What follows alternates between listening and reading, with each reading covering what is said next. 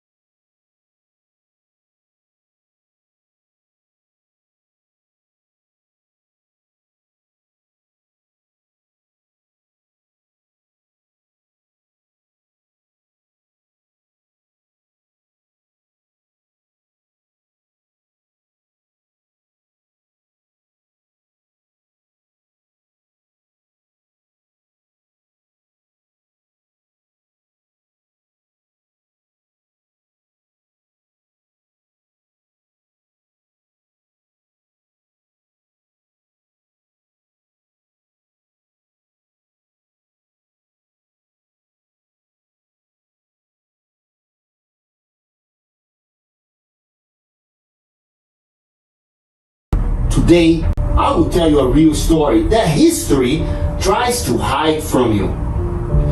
This story contains all the tools that the people in control use over and over to make you do whatever they want.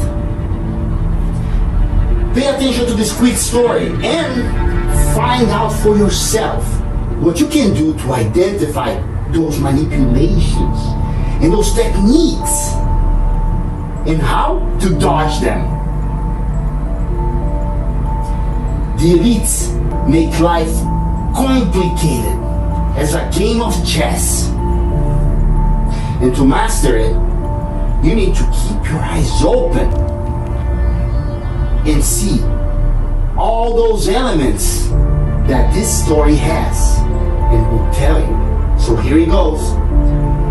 When I was young, long time ago, I was told that predictions were things of the devil. That anyone who predicted the future and predicted the future consistently were up to no good and had powers of the dark underworld or knew things that we did and they would use it against us. Until I heard the story of Mr. Fitzroy, in which he single-handedly created a branch of science that's called climatology. What is interesting about this story is that society at his time was spoon-fed deception until there was no distinction in between fiction and reality anymore. This story is never told to us in its entirety because it undermines the trust that we have for science. Stick with us and we will tell this very interesting story about the scientific establishment being manipulated by big money and causing the death of many, and also of the actual visionary that was only trying to save lives. This is another one of our series to make you think. It's important that you stick it to the end and listen to every single step of this story and all the elements that makes you think and dodge it all. Production, roll that logo bumper. That's the time. Is it rolling? I can't tell. Can't see it. Okay, weather prediction was first proposed not by scientists, but by a retired Navy officer.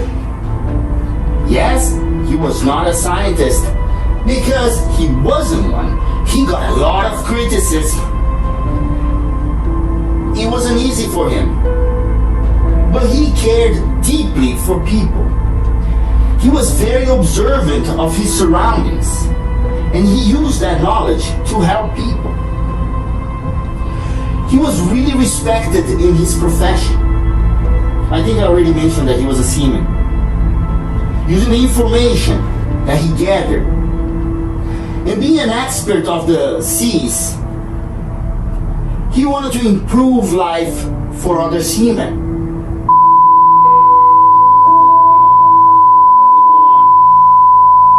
What I was saying is, working all his life for the Navy, he was an outstanding member of his profession. In his young days, okay, I'm not going to do this anymore. In his young days, he participated in many successful trips around the world, crossing the 7 seas and scaling the rankings, from a deckhand all the way to a captain. Robert Fitzroy was his name. And by the time that he first started dabbling with the possibilities of weather prediction, he was already retired as an ex-Navy captain. So it was late in life that he started to observe and have ideas on how to predict the weather. But still, in his retirement, he helped by pushing paper on filing log books in the Navy offices on land. So he didn't have to do much, just pick up paper, file, but his mind was working. And one day, close to where he was stationed, a weather-related incident. More specifically, a huge storm.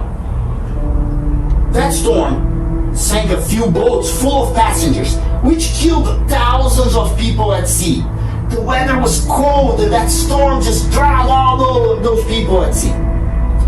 Touched by that incident, he was convinced that something had to be done. And he went to his bosses and convinced them to collect information from the weather at different areas and make a logbook to be used locally to warn ships of impending storms.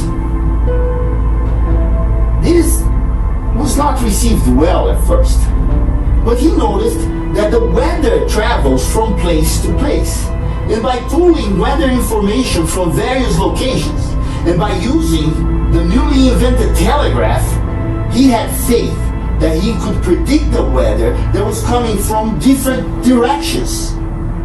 So he would gather information in one place and pass it along so people would be prepared for what was coming. He had so much faith in his ideas that for him was a fact that in his head it was the most obvious solution. When questioned how he could be so certain, he explained that the solution that he was proposing was based on his experiences at sea, where he could see the storms coming from one direction, and sometimes they tried to avoid it by going to a different direction. His resolve was so intense that he insisted around the chain of command and used the Navy's resources to collect weather information daily from all the Navy stations and try to pass it along to ports and adjacent areas, all by using the telegraph. This was a very unusual proposition at the time, and it was received with skepticism, to say the least. He got a lot of flack. People were not really liking what he was doing, and using the resources of the Navy made it even worse. But faith he had, and pushed the idea until he got his way, and he started something that never stopped, to the size and accuracy that we find today. Anticlimactic, huh? You thought that the story was going to be better, but the story hasn't ended yet. This is the very interesting part that's coming up. There's a very dark side to this story, which we should hear carefully and be very wary of our beliefs based on what we call current science. Because if it was for science and the scientists at the time, it would never have happened. Prediction was not something that science used to accept at the time, not even based on solid data. And today, predictions is still kind of not that accepted in science. Or you have solid data proving it, or it's just a prediction. In fact, Fitzroy took so much pressure from the scientific crowd that one day he killed himself. Yes, it was because of the pressure that scientists put on him. Because he was often wrong, like every weather guy on morning news these days. He was accused of being a charlatan, which is more than what we do to the morning news guys. But no, folks, scientists are no dumb. The weather reports of today are based on data points collected just like he proposed at the time. What made scientists gang up on him? That's a good question. What is it that made scientists scientists at the time be against his ideas because it was based on data. So many scientists at the time were being paid by the fishing industry to come up with reasons why Fitzroy was wrong. So the fishing industry was paying scientists to exclusively find where he was wrong. Especially because the industry lost money every time ships were on land and not catching fish. The fishing industry was paying scientists to disprove Fitzroy in order to keep the money flowing. So anything that could disprove Fitzroy, they would publish. In addition, they were paying newspaper to publish stories about wrong predictions and how public money was being wasted on it. They were even recruiting people in the army to say bad things about Fitzroy. So scientists at the time, along with newspapers and government officials, were ganging up on Fitzroy to point out every mistake he ever made on his predictions. And why? Because of money. After Fitzroy's death, many lives were lost at sea because the practice of gathering data slowed down.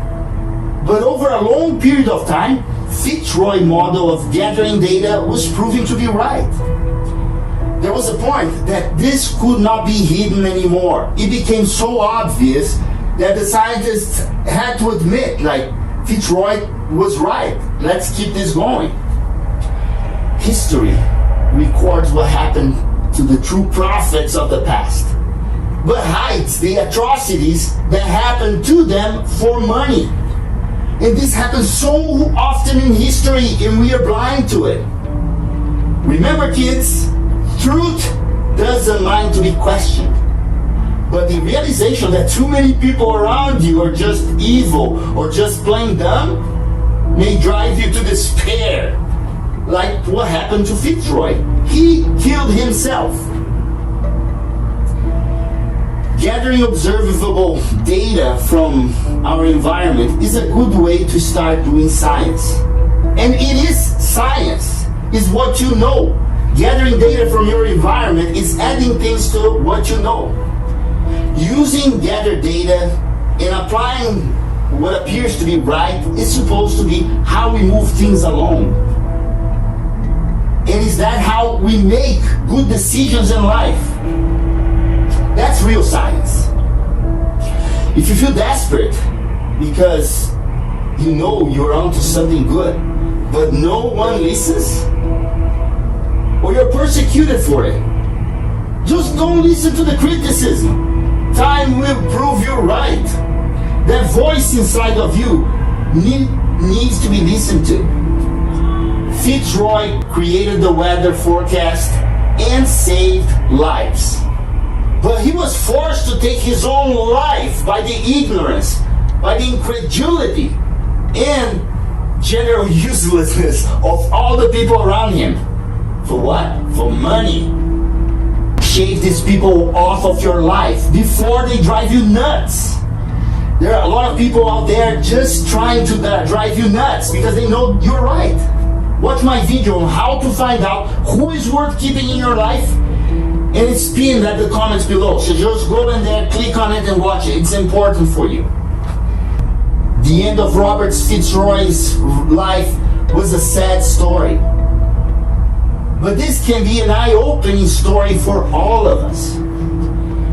His experiences at sea, plus his love for other human beings, gave him the insight to create a brand new branch of science, climatology,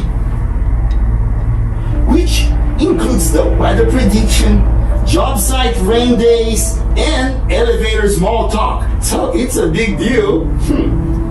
Again, giving my 5 cents this time. I hope you enjoyed this cautionary story, which all the sources can be found in depth at the links below. Just go there and you see the whole story, some links. Please subscribe, like, and ring this bell. Ring my bell right over there, here. After I cross to my 40s, no one wants to ring my bell anymore, so It's getting sad over here. Ring my bell for me, please. Remember, the money is just a tool. A unit of measurement that keeps changing.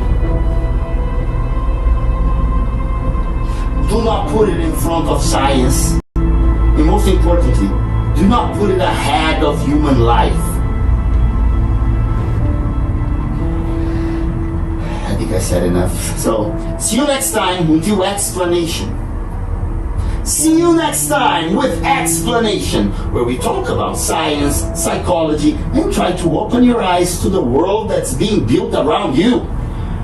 Construction is always better when society is smarter. Construction is always better when society is smarter. Can you ring my bell? See if it's working, please. I need my bell rang so bad. Can you do that for me, please? Hello?